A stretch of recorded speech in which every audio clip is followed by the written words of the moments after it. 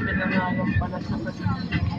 Eh bakit? Baka hindi si Legazpi yun kasi mukhang ano yung mukha siya. Legazpi City to.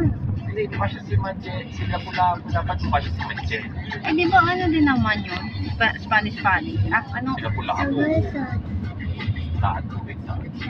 Ayun o. Bunga nga ako sa puno. Oo, di ba?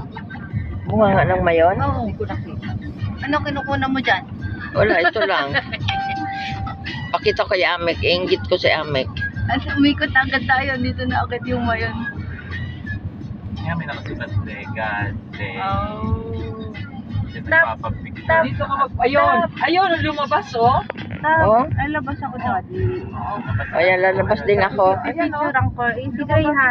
Doon kayo anak magpa-picture. Picturean ko kayo ni Gray. Sige ya. Ngayon? Oo. Ayan o. Pagkakalabas mo. Umuusap. Oo.